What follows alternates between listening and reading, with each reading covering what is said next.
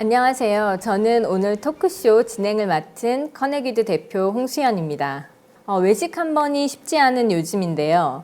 여러분은 식사를 주로 어떻게 해결하고 계신가요? 그렇다고 손수 장을 보고 손질해서 요리해 먹는 완전한 집밥의 시대로 회귀했다고 볼 수도 없는데요. 식품 시장은 더 간단하게, 하지만 맛도 떨어지지 않는 간편식의 시대로 보다 더 다양하게, 갈수록 더 빠르게 나아가고 있습니다. 온오프라인을 넘나들며 성장하는 HMR 시장은 어떻게 준비해야 되고 그 속에선 어떻게 생존해 나가야 할지 오늘 청년 스타트업을 위한 멘토링 토크쇼에선 간편식 시장에 안착한 스타트업 멘토분들과 함께합니다. 한 발 앞서간 멘토들의 간편식 제품 개발 스토리, 유통의 경험과 노하우를 얻을 수 있는 소중한 시간이 될 것 같은데요. 그 기대되는 이야기 지금부터 시작합니다. 네, 시대를 제대로 내다보고 한 발 앞서간 스타트업의 멘토분들 한 분씩 소개해 드리도록 하겠습니다. 밀키트가 뭐예요? 라고 물어볼 만큼 개념조차 생소하던 시절부터 이름을 올린 가정 간편식의 거의 히스토리, 프레시고 이진구 대표님, 안녕하세요. 네, 안녕하세요. 프레시고 이진구입니다. 네, 간편식의 라인업을 평양냉면으로까지 넓힌 분이세요. 마스터마인딩 그룹 장정훈 대표님, 반갑습니다. 안녕하세요. 반갑습니다. 네, 이 이상 더 간편한 육수가 나오긴 힘들지 않을까요? 뒤처리할 것도 없는 고체 육수를 개발해내신 델리스 김희곤 대표님도 어서 오십시오. 반갑습니다. 델리스의 김곤입니다. 네, 가정 간편식이 현재 얼마나 다양하게 확장되고 있는지는 세 분 멘토님들의 소개로도 가늠이 되시겠지만 지금부터 더 자세한 이야기를 들어보겠습니다. 먼저 이진구 대표님께서는 이 시장의 거의 히스토리라고 제가 소개를 해드렸는데요. 첫 시작은 2014년 작은 밀키트 판매장이라고 들었습니다. 네, 지금은 저희 회사가 이제 자체 개발한 그 냉동 덮밥 소스를 주력으로 그 대형 유통 매장하고 이제 해외도 진출을 하려고 지금 준비를 하고 있는 HMR 전문 기업으로 이제 조금씩 자리를 잡고 있는데, 사실 저희가 이 사업의 어떤 그러니까 시작이랄까요? 처음은 이제 2014년으로 거슬러 올라가는 것 같습니다. 네, 2014년이면 정말 아주 일찌감치 시장을 내다보신 거네요. 제가 원래 이제 좀 먹는 장사를 예전부터 좀 한번은 해보고 싶었는데 전통적인 뭐 식당이나 이런 걸로는 조금 승부를 좀 보기가 어려울 것 같다는 생각이 들어서 뭔가 색다르고 앞서 나가는 어떤 그런 그 식품이랄까요? 어떤 음식 장사를 해보고 싶은데, 그때 마침 미국에서 그 밀키트라는 어떤 컨셉의 서비스가 이제 막 생겨나고 있다는 걸 제가 알게 됐고, 재료를 사서 집에서 이제 많은 요리를 했던 저로서도 참 되게 참신한 아이디어고 서비스다라는 생각이 들어서 이 아이템으로 국내 소비자들, 저와 비슷한 요리를 좋아하는데 좀 번거로움이 싫은 그런 고객들을 대상으로 하면 좀 생산이 있겠다는 생각을 그때 가지고 밀키트 사업을 시작을 했습니다. 이후로 밀키트 프랜차이즈도 운영을 하시고 도시락 매장, 컵밥 매장까지 다양한 경험을 하셨더라고요. 다 잘 되셨나요? 역시나 이 사업이 참 어려운 게, 저희가 처음에 그 밀키트라는 되게 참신한 아이디어 그리고 서비스를 가지고 시작을 했는데도 그 사업의 어떤 전개 방식을 저희가 선택을 잘못하는 바람에 공장에서 제조해서 택배 서비스로, 그러니까 유통으로 이 사업을 진행을 했어야 되는데, 제가 이거를 무리하게 이 가맹 사업으로 이 사업을 처음에 이제 진행하다가 사실은 실패를 했죠. 그래서 아이템의 문제라기보다는 저희 어떤 그 사업 전개 방식에 대한 어떤 그 전략이 좀 안 맞았던 어떤 그런 문제들, 그리고 이제 그 개발했던 그 많은 레시피를 가지고 뭐 도시락 매장, 그다음에 이제 컵밥 매장까지 저희가 다양하게 시도를 했었는데 결국은 다 실패를 했습니다. 그래서 아주 시간도 그리고 비용도, 그래서 많은 수업료를 내고 세 번째 얘기하는 그 피보팅이라고 그러죠. 어떤 사업의 방향을 좀 전격적으로 바꾸는 어떤 그 세 번의 그 피보팅을 거쳐서 이제 지금 그 냉동 그 간편식을 만들기 시작하면서 이제 한 3년 정도, 그러니까 3년 정도는 고생을 했고 한 3년 정도는 지금 이제 조금씩 자리를 잡아 나가고 있는, 그래서 그동안의 그 어떤 그 시행착오들을 토대로 지금은 조금 시장에 대해서 좀 이해를 하고 또 저희 제품에 대해서 소비자에 대해서 더 많이 알게 되면서 조금씩 성장하고 있는 그런 HMR 기업이 이제 되어가고 있는 것 같습니다. 네, 실패는 거듭됐지만 결국은 성공을 이끌어내신 이진구 대표님이시고요. 옆에 계신 장정훈 대표님은 슴슴한 맛이 일품인 평양냉면 제품을 개발하셨어요. 냉면에 특별한 인연이 있으신가요? 저희는 원래 이제 주어라이스라는 투명한 얼음을 만드는 사업을 2016년부터 시작하게 되었는데요. 2018년도에 정부 지원 사업을 얻게 되고 크라우드 펀딩을 통해서 저희 얼음틀과 또 어떤 제품을 같이 소개했어야 되는데 2018년도가 이제 남북 관계가 되게 좋아지고 연예인들이나 정치인들이 북한 평양에 가서 옥류관에서 냉면도 먹고 또 북한의 음식에 대한 관심이 굉장히 높았거든요. 그래서 저는 요 평양 음식을 한번 만들어 보자라는 기획은 있었는데 저희가 음식 전문 기업이 아니다 보니까 처음에는 이제 푸드 디렉터를 하셨던 이소율 대표하고 또 한식 대첩 우승자셨던 윤선희 셰프를 모셔서 평양냉면을 처음 개발하게 됐죠. 그래서 브랜드 네임은 한반도 키친이라 해서 남과 북의 음식을 통해서 문화가 교류되고 또 음식을 통해서 우리가 한민족이라는 걸 좀 알 수 있는 이런 프로젝트를 저희가 시작하게 됐고요. 그 뒤로 이 한반도 냉면이 한 번, 두 번째로 저희가 업그레이드해서 이번에 나오게 됐는데 그렇게 저희가 시작하게 됐는데 크라우드 펀딩을 통해서 두 번의 펀딩을 통해서 2,000명의 서포터들을 얻게 되고 펀딩 금액도 한 9천만 원 정도 펀딩을 하고 나서는 이 시장이 있구나. 평양냉면에 대한 시장이 있고 간편식의 시장이 있구나를 알게 되었죠. 네. 네, 두 번의 펀딩으로 2,000명의 서포터와 9천만 원의 후원, 반응이 대단했네요. 김희곤 대표님께서도 지난달에 크라우드 펀딩을 통해서 목표치 750% 초과 달성의 위험을 보여주셨어요. 바로 고체 육수란 건데요. 이 제품인가요? 네, 맞습니다. 이 제품입니다. 시중에 나온 고체 육수가 현재 많이 나와 있습니다. 그런데 시중에 나와 있는 제품들은 단순히 분말 재료를 압축 방식으로 알약처럼 만든 그런 제품이고요. 저희 같은 경우에는 천연 재료에 분말과 액기스를 섞어서 그거를 실제로 육수를 끓이듯이 한번 끓이게 됩니다. 그래서 그것을 동결 건조했기 때문에 제대로 된 육수의 풍미를 잡게 된 그런 제품이라고 할 수 있겠습니다. 그런데 꼭 고체형 육수여야만 했던 이유가 있을까요? 라면 스프 같은 그런 분말 형태도 편할 것 같은데요. 네, 많은 분들이 그런 질문을 해주시는데요. 실제로 분말이나 액상 같은 제품들도 많이 편리하긴 합니다. 하지만 어떤 양을 맞추기에는 조금 부족함이 있었고요. 저희 같은 경우에는 이제 사탕처럼 간편하게 한 알씩 사용하는 정량화의 개념을 도입했고요.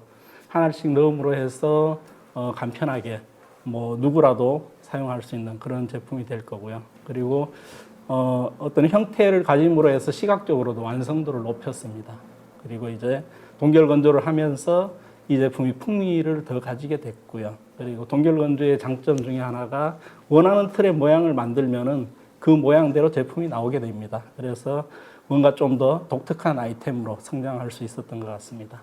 육수에 대한 남다른 관심을 가지게 된 특별한 계기가 있을까요? 제가 예전에 떡볶이 음식점을 좀 했었습니다. 그때 매일 육수를 우리고 그리고 음식물 쓰레기를 처리하는 게 상당히 번거로웠거든요. 근데 어느 날은 제가 집에 갔었는데 저희 집 사람이 이제 육수를 끓여놨다고 냉장고에 있는 육수를 요리에 사용하면 된다고 했었는데 열어보니까 그게 상해 있는 겁니다. 그래서 이거는 좀 아닌데라는 생각을 하게 됐고요. 그래서 이거를 어떻게 하면 좀 간편하게 보관하고 사용할 수 있는 방법이 없을까를 고민하다가 고체 육수를 생각하게 됐습니다. 네, 전통 평양냉면이야말로 정말 육수가 중요하잖아요. 면이 육수에 푹 잠겨야 제대로 된 맛을 느낄 수가 있는데 간편식 HMR로도 그 맛이 구현이 됩니까?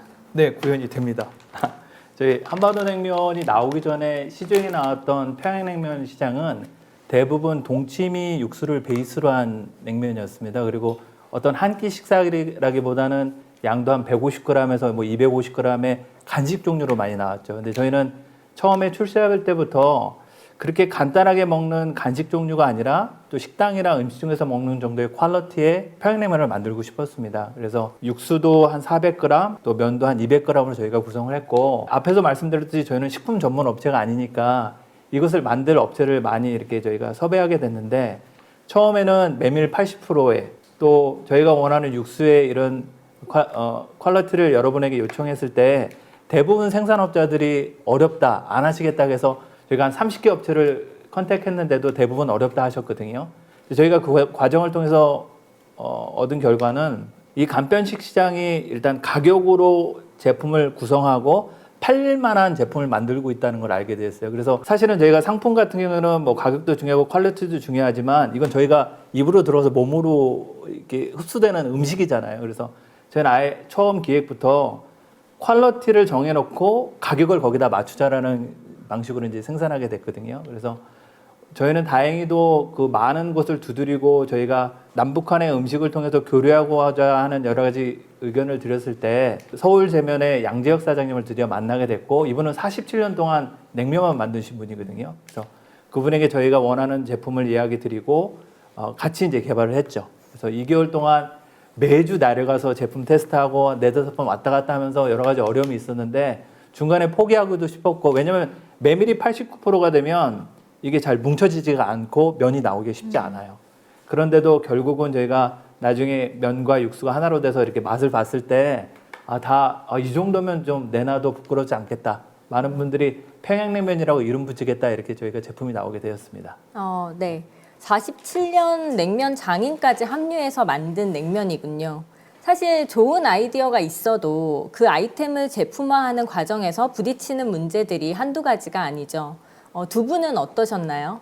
밀키트부터 도시락, 그다음에 컵밥 이렇게 이제 가맹 사업을 한 4년 정도 하면서 이제 계속 실패를 하고 이제 그때 얻은 그 모든 컨텐츠를 가지고 이제 지금 그 이제 냉동식품으로 이제 최종 그 결정을 하고 이 제품을 이제 생산을 해야 되는데, 저희가 처음에는 이 생산을 해줄 만한 곳을 찾기가 참 어렵더라고요. 그래서 그렇다고 저희가 뭐 당장 그 공장을 질 수 있는 노하우가 있는 것도 아니고, 또 그만한 자금도 뭐 당시에는 좀 여유가 없었고, 그래서 그 이제 OEM 공장을 저희가 이제 찾아서 한 1년 정도 외주 가공을 했다가 좀 문제가 있었습니다. 그래서 이제 품질이 갈수록 이제 제가 원하는 품질 관리가 좀 안 되고, 그래서 이제 결국은 저희가 직접 이제 공장을 세팅하게 됐고요. 그리고 공장을 하나 새로 짓는다는 게 참, 그러니까 집에서 요리하는 거하고는 전혀 차원이 다른 어떤 그런 일들이고, 특히나 이제 식품 같은 경우는 그 해썹이라고 그 이제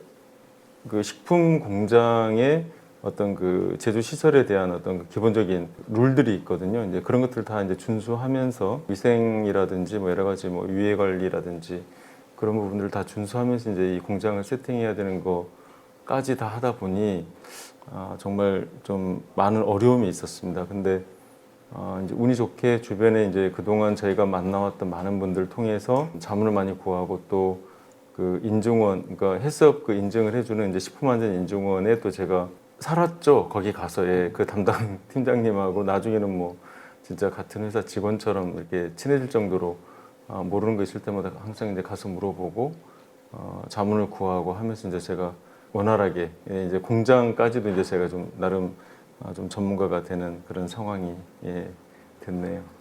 네, 김희곤 대표님은 어떠신가요? 뭐 저희가 처음에 이제 제품을 만들겠다고 생각하고 육수기 때문에 먼저 레시피를 연구를 많이 했습니다. 근데 이제 레시피를 개발하고 생산을 하고, 그리고 제품을 포장하고 마케팅하는 것까지, 특히 이제 생산 라인 구축하는 그런 부분에 대해서 상당히 고민이 많았습니다. 네. 근데 실제로는 뭐 저희가 부딪혀 보니까 결국은 자금이더라고요. 네, 자금이 많이 부족했고 항상 부족할 수밖에 없었고요. 그래서 저희 같은 경우에는 뭐 정부 지원 사업하고 그리고 정책 자금을 많이 그렇게 활용을 했습니다. 네, 정부 지원 사업. 이걸 잘 알아두면 큰 도움이 된다는데 이건 어떻게 알아보는 건가요?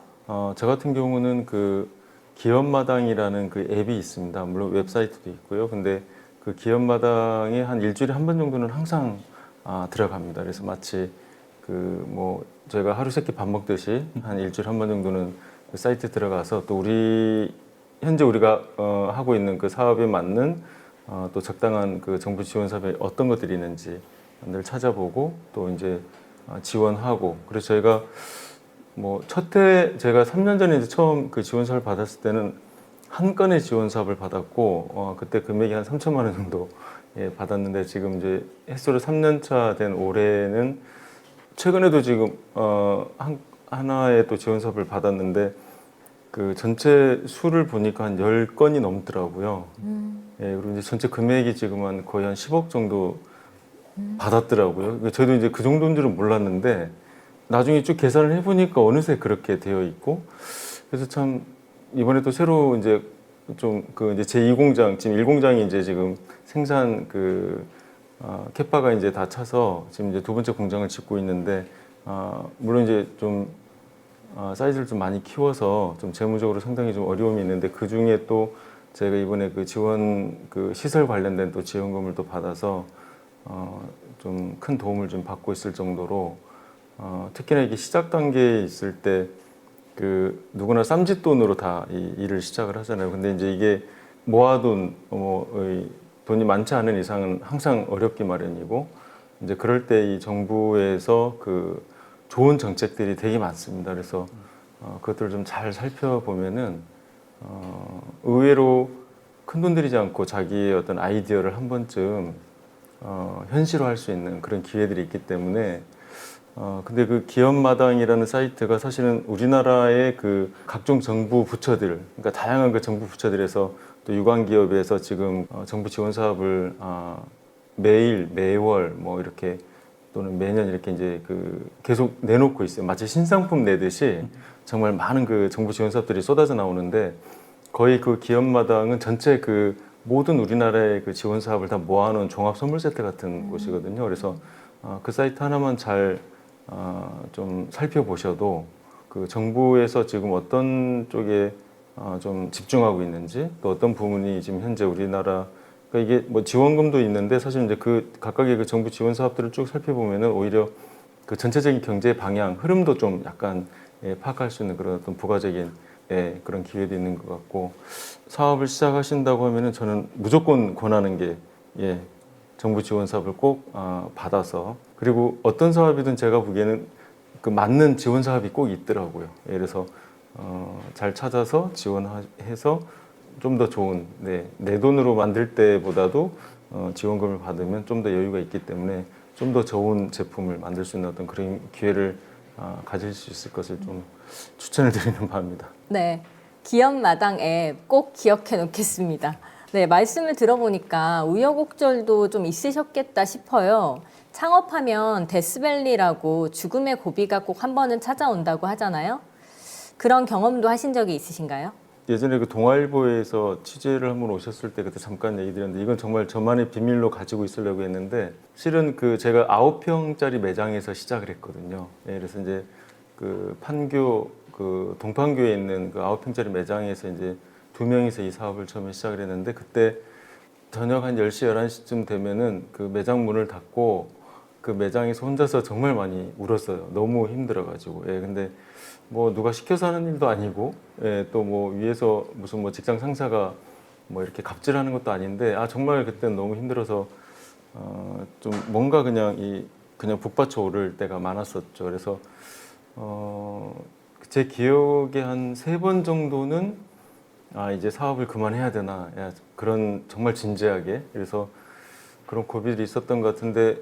운이 좀 좋았던 것 같고, 그러니까 가장 어려울 때 흔히 얘기하는 그 귀인이라 그러죠. 그래서 저희 일을 정말 결정적으로 도와주실 수 있는 분들이 좀 같이 합류를 하셨어요. 그래서 그분들과 함께 이제 지금 한 3년 정도 이제 일을 하면서 이제 기틀이 좀 잡혔다고나 할까요? 아무튼 뭐 그런 상황이었고, 그래서 아마 누구나 겪을 겁니다. 그러니까 누구나 자기 아이디어를 세상에 내놓으면서 그게 뭐 아무런 진통 없이 그냥 편안하게 막 이렇게 대박이 나는 경우는 저는 없다고 보고, 우리가 흔히 그 뉴스나 이런 데서 성공 사례들을 많이 보면 대체로 그분들이 실패한 얘기는 나오지 않습니다. 그래서 근데 사실 그 한 번의 성공을 하기 위해서 그분들이 그 보이지 않는 곳에서 얼마나 많은 그 실패와 땀과 눈물을 흘렸을까를 저는 좀 이해를 하는 이제 그런 입장이고요. 그래서 네. 많은 그런 어려움들이 예, 지금 생각하니까 좀 예, 가슴이 좀 먹먹해지는 네, 그런 그러네요. 부분입니다. 네. 네, 김희곤 대표님은 어떠셨나요? 뭐 데스밸리를 극복했다고 하기에는 아직 한참 멀은 것 같고요. 현재 저희가 데스밸리 구간을 지나가고 있다. 저는 그렇게 생각하고 있습니다. 사실 시장을 저희가 확대를 하려고 하니까 어떤 물량이 많이 부족하게 되고요. 그럼 물량이 부족하다 보니까 그 물량을 늘리려면 설비를 늘려야 되고, 그리고 더 많은 돈과 인원을 투입해야 되는 그런 부분들이 뭐 지속적으로 사실 어려움을 겪고 있는 거죠. 그래서 현재 계속 데스밸리 구간이라고 저는 생각을 하고 있고요. 근데 저는 뭐 큰 목표보다는 목표를 조금 작게 잡기 시작했습니다. 그래서 지금 당장 최선을 다해서 할 수 있는 일들, 그러니까 한 계단 한 계단을 올라간다. 그런 생각으로 지금 사업을 진행하고 있고요. 뭐 그 계단이 끝나면은 데스밸리 구간도 자연스럽게 끝나지 않을까 저는 그렇게 생각하고 있습니다. 네, 장정훈 대표님은 지금 어느 구간을 지나고 있다고 생각하시나요? 데스밸리가 없어지긴 하나요? 오늘도 데스밸리 같은데 그 매달 그 직원들 월급 보내고 또 협력사에 또 입금해 드리고 그러면 언제 이렇게 작은 걱정 없이 사업하나 이런 생각을 항상 하게 됩니다. 근데 이제 데스밸리라는 게 매출이나 뭐 시장 상태가 이렇게 떨어졌다가 또 보면 이렇게 올라가는 구간이 있으니까 밸리가 이렇게 생긴 거잖아요. 그래서 매일 데스밸리라고 느끼고 있지만 또 저희 제품을 사랑해 주신 분이 계시고 또 저희가 드리는 서비스가 고객들에게 만족을 드린다는 걸 믿고 있기 때문에 그걸 믿고 버티고 있는 것 같아요. 네, 그렇게 하루하루 버티고 있습니다. 네, 그래도 세 분 멘토분들은 아이템에 대한 확신이 분명했기 때문에 이런 일을 추진하실 수 있었던 것 같은데요. 창업 과정에서 내 기술력 그리고 내 아이디어에 대한 평가가 궁금하잖아요. 냉정하게 볼 필요도 있고요. 그럴 때 누구한테 어떻게 물어봐야 될까요? 제 생각에는 시장에 직접 물어보는 게 좋으실 것 같아요. 왜냐하면 지인이나 가족들에게 물어보면 추상적이거나 이렇게 주관적인 답변을 얻기 때문에 실제로 이 제품이나 아이디어나 서비스가 정말 어떻게 반응할지를 정확히 알 수 없거든요. 근데 요즘은 크라우드 펀딩이나 여러 가지 좋은 제도가 있으니까 그런 제도를 통해서 나의 아이디어를 미리 시장에 내보내는 거죠. 그래서 시장에서 실제로 고객들이 지갑을 열고 카드를 결제를 한다는 것은 내 제품에 대한 어떤 가치를 인정하는 거잖아요. 근데 요즘은 크라우드 펀딩이 예전보다는 많이 어려워졌지만 어쨌든 사업을 하려면 제품을 기획해야 되고 또 생산해야 되고 또 마케팅도 하고 홍보도 하고 또 배송 또 CS 여러 과정을 다 겪어야 되기 때문에 그런 과정을 컴팩트로 겪을 수 있는 그 크라우드 펀딩을 통해서 시장을 통해서 검증을 해보시는 게 제일 좋다고 생각합니다. 네, 이진구 대표님도 한 말씀 해주실까요? 저희는 그 처음에 이제 그 사업을 할 때 일단은 제가 기본적으로 그 요리를 좋아하는 이제 어떤 잠재 고객이었죠, 제 스스로가. 그래서 이제 그 아이템을 보고 과연 나름의 이 서비스를 구매할까 이제 그런 것부터 이제 시작을 했는데 일단은 제 생각에는 그 제가 생각하는 그러니까 그 여러분이 생각하는 그 아이디어를 좀 잘 이해할 수 있는 일단 그런 분들한테 먼저 한번 자문을 좀 구하는 게 일단은 좋을 것 같고요. 그리고 나서 그러다 보면 이제 어떤 게 좋냐면 그분들이 미처 생각하지 못하는 또 더 좋은 또 생각들을 또 던져주시거든요. 그러면 이제 자기가 가지고 있던 그런 생각을 조금 더 구체화하고 조금 더 다듬고 또 조금 더 완성도를 높이는. 그러니까 일단 내가 시작을 하면 그때부터는 이제 페달을 계속 미친 듯이 밟아야 되기 때문에 돌이킬 수가 없잖아요. 그래서 시작하기 전에 어떤 그런 충분한 어떤 조사들, 이런 이제 그런 것들을 하는 과정에서는 좀 주변에 어떤 그 전문가라고나 할까요? 이제 그런 분들의 의견을 좀 충분히 듣는 게 좋을 것 같고, 이제 그 다음 단계에서는 이제 실제 고객이 될 만한 분들을 찾아가야죠. 그래서 냉정하게 들으셔야 되는데 자칫 이제 지인들 만나다 보면 대체로 다 덕담을 해주세요. 저도 약간 그런 이제 피해자 중에 한 명인데 문제점을 좀 짚어줘야 되는데 다들 뭐 잘 될 거라는 얘기만 하니까 저도 그거에 너무 빠져가지고 또 시행착오를 또 더 거치는 뭐 그런 경우들도 있어. 그래서 장 대표님 말씀처럼 궁극적으로는 이제 이 제품을 내가 팔아야 되는 거잖아요. 뭐 내 주변의 지인들을 위해서 하는 뭐 그냥 어떤 뭐 모임을 위해서 내가 이런 걸 하는 건 아니기 때문에 그래서 아마 냉정한 어떤 그런 소비자들 이제 그런 어떤 그 타겟 오디언스들 또는 이제 포커스 그룹들을 대상으로 좀 면밀한 어떤 그 사전 테스트를 할까요? 이제 그런 것들을 좀 충분히 거친 후에 그렇게 하고서도 사실은 시장에서 그 아주 그 이 반응이 그 냉담한 경우들이 많기 때문에 좀 그런 과정들을 좀 충분히 거치는 게 저는 좀 필요하지 않을까 생각을 하고 있습니다. 네, 시작은 객관적인 평가를 받아야지 그런 마음에서 출발해도 막상 냉정한 평가를 받게 되면 내가 개발한 제품에 대한 애착이나 자신감 때문에 그걸 받아들이지 못하는 경우도 있을 것 같은데요. 그렇죠. 이제 뭐 대체로 자기가 가지고 있는 어떤 아이디어나 제품, 뭐 서비스에 대해서는 항상 자신감이 넘치죠. 그렇기 때문에 이제 사업을 하게 되는 것이고 좀 자아도취에 빠지는 경우들이 있습니다. 그래서 뭐 내가 뭐 한국은 물론이고 뭐 세계 최고다, 뭐 최초다. 근데 사실 해보면 저도 이제 이 사업을 시작하면서 보면은 거의 대부분 뭔가 좋은 아이디어가 있어서 검색해 보잖아요. 이미 누군가가 그것도 오래전부터 하고 있는 경우들이 많습니다. 그래서 이제는 그리고 최초라는 게 크게 의미가 없고 오히려 얼마나 더 잘하느냐가 더 관건인 것 같습니다. 그래서 저희도 이제 제품을 만들 때 보통 신제품이 나오면 내부적으로 만들어서 야 이거 오케이라고 해서 내보내는 적은 단 한 번도 없고요.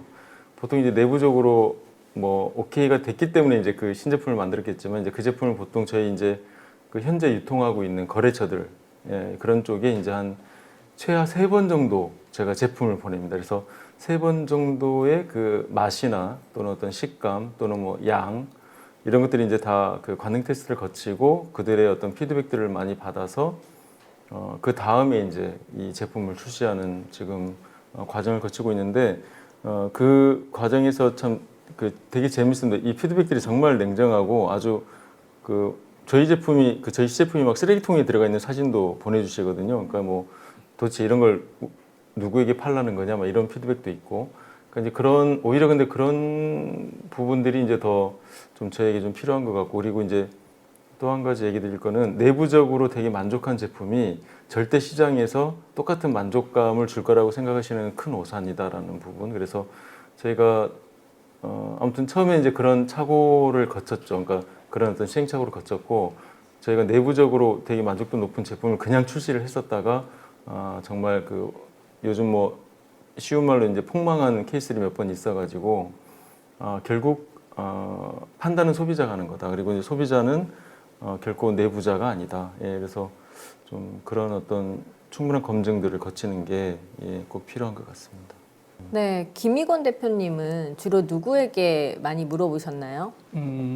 저는 뭐 육수 제품이다 보니까 국물 요리의 베이스로 사용하게 됩니다. 그래서 가족 중에서 주부들 위주로 제일 먼저 물어보게 되고요, 실제로.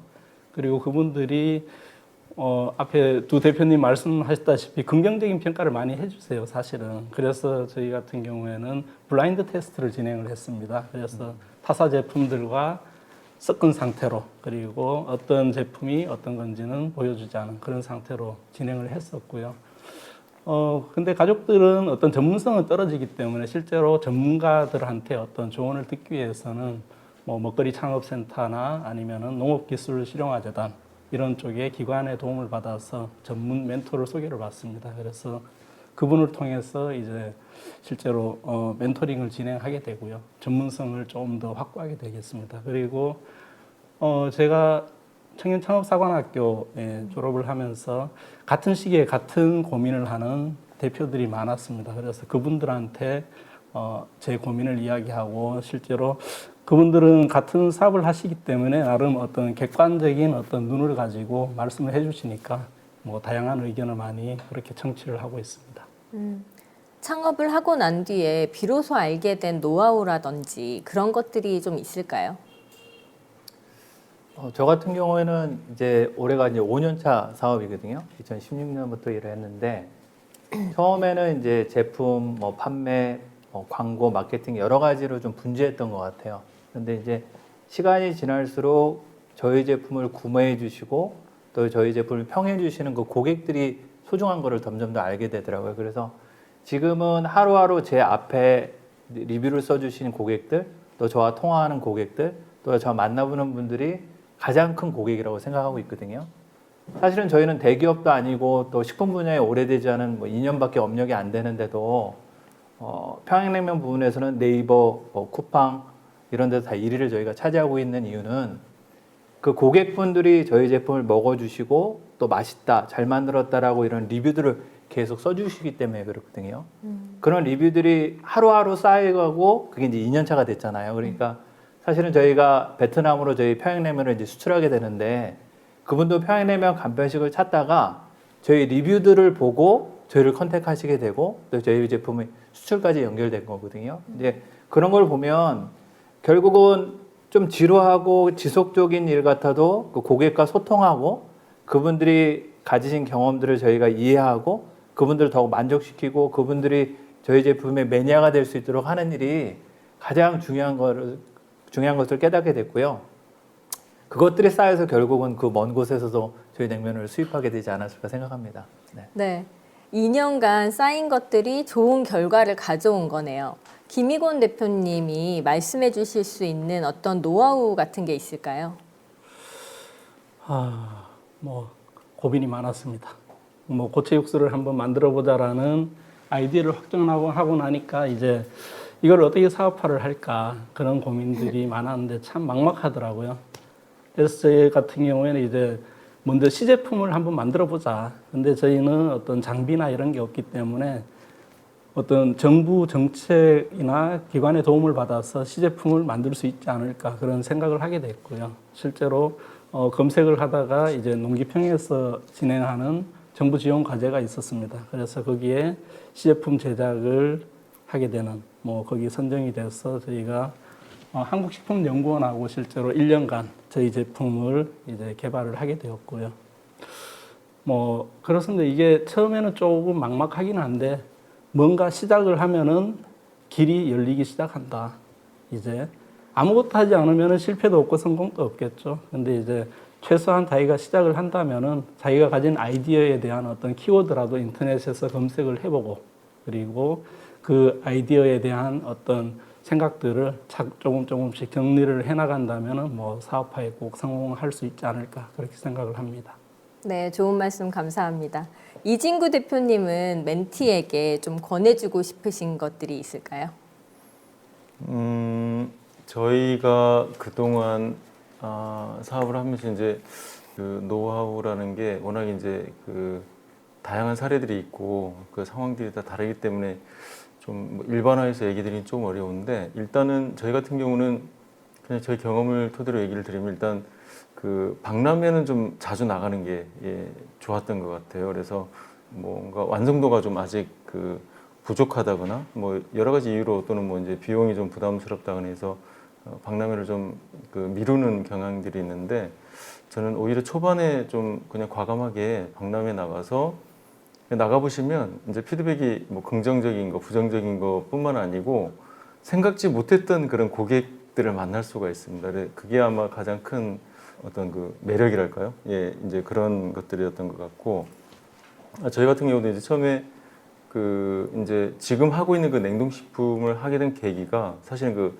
박람회에서 만났던 그 의외의 고객 때문이었거든요. 그래서 이제 그 고객이 저희 제품을 저는 그때 당시 이제 냉동 그 제품을 취급하지 않고 있었는데 저희 제품이 너무 좋은데 자기들은 냉동으로밖에 유통을 할 수 없으니 냉동으로 공급을 해달라는 그런 그 요구가 있었어요. 근데 이제 애초에 그러니까 냉동식품을 하려고 할 생각이 없었기 때문에 거절했습니다. 거절했고 또 저희 어떤 그때만 해도 사실 이제 제가 좀 프라이드가 좀 강했던 것 같아요. 그래서 지금 이제 많이 내려놓게 됐습니다. 정말 모든 걸 다 내려놓고 이제는 하게 됐는데 그때만 해도 조금 어깨에 그 어려운 상황 속에서도 여전히 그 어깨에 좀 힘을 주고 있었던 것 같은데 아무튼 그래서 그분들이 근데 박람회가 끝나고 한 3번 정도 찾아왔어요. 저희 매장에.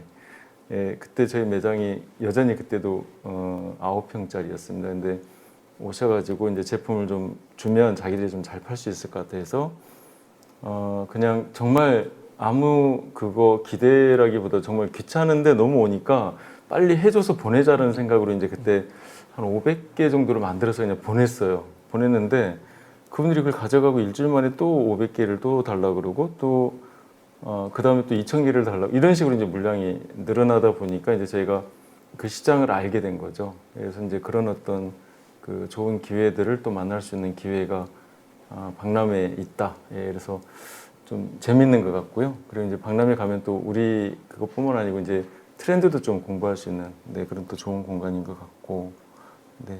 네, 오늘 이후로 간편식 관련 박람회는 더 성황을 이룰 것 같은 느낌이 옵니다. 간편식이라는 아이템 자체도 전망이 밝지 않나요? 저희 회사도 간편식을 생산하고 있는데요.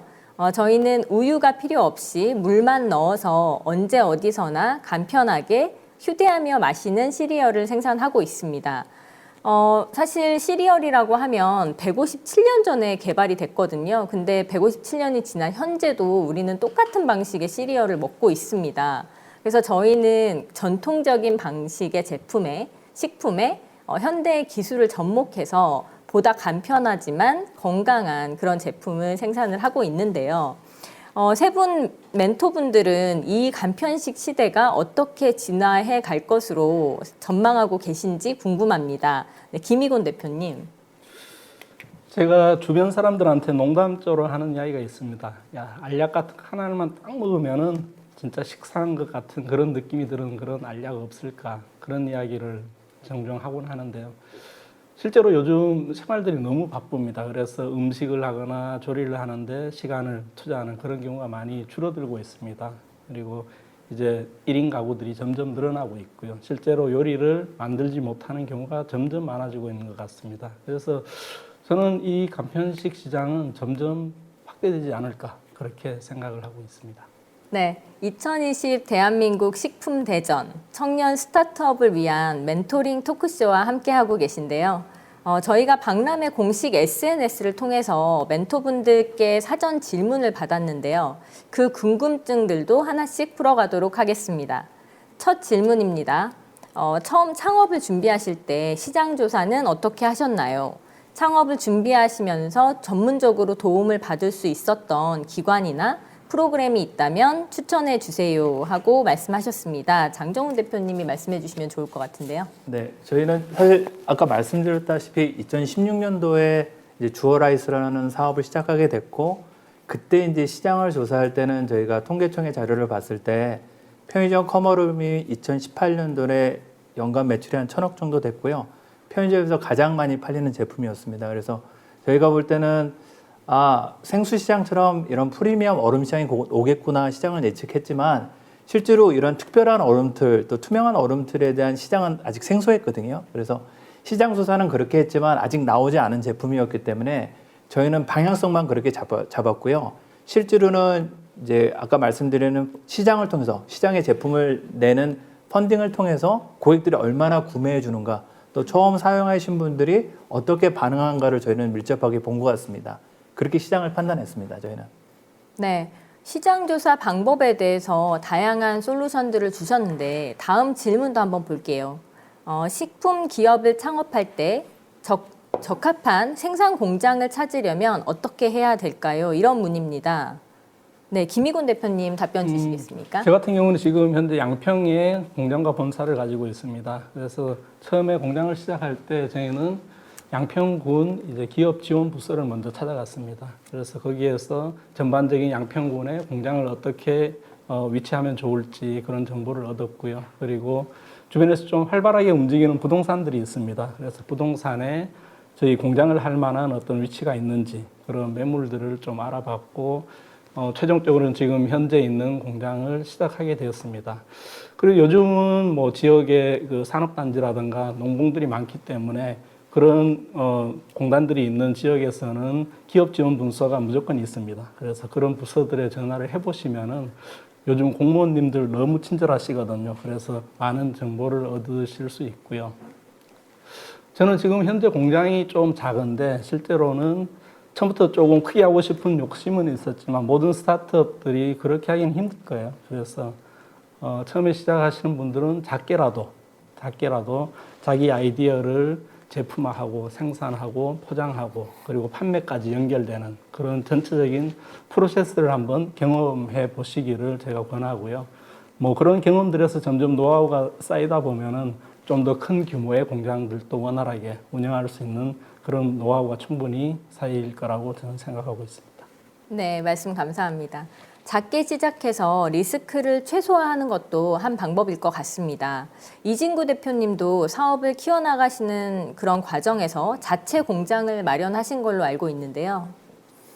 네, 저희도 이제 처음에 그 이제 OEM 이제 해줄 공장을 찾았는데 뭐 다들 그렇지만 이제 스타트업이라는 게 그 처음에 뭐 물량을 뭐 이렇게 많이 생산할 수 있는 그런 환경이 아닐 거고, 그래서 이제 작은 물량의 그런 어떤 실험적인 제품들을 만들어주는 곳을 찾기가 사실은 이제 쉽지 않습니다. 그래서 이제 저희 같은 경우는 그때 이제 했던 게 그 마트 같은 데 가서 저희 제품과 가장 비슷한 제품을 찾았어요. 그래서 그 제품 뒷면에 보면은 그 제조 회사들이 다 있습니다. 그래서 거기에 이제 저희가 직접 다 전화를 돌리고 또 이제 저희 제품에 대해서 이제 설명하고 이제 그런 식으로 이제 그렇게 이제 하나하나 이제 찾아 나가는 방법을 제가 이제 썼었고, 그 과정에서 저희가 이제 지금 현재 그 서울식품 먹거리 창업센터에 그 이제 멘토링 프로그램을 통해서 거기서 이제 CJ에 근무하시던 분들 뭐 이런 쪽 이제 식품 유관 대기업들 이런 쪽의 그 어떤 네트워크를 통해서도 저희가 좀 그 생산 공장을 좀 소싱을 했었던 그런 경험이 있습니다. 네. 네, 답변 감사합니다. 멘토분들의 말씀 한마디 한마디가 용기와 희망이 됐을 것 같습니다. 저에게도 큰 힘이 된 시간이었고요. 간편식 시대를 주제로 한 2020 대한민국 식품대전 청년 스타트업을 위한 미국 식품대전 청년까지고요. 이어지는 2부에서는 아이디어 넘치는 식품 특허로 식품 시장을 키워나가는 스타트업 멘토분들을 만나실 수 있습니다. 궁금한 이야기, 유익한 이야기 계속 기대해 주시고요. 1부 함께 해주신 이진구 대표님, 장정훈 대표님, 그리고 김희곤 대표님 감사합니다. 감사합니다. 감사합니다.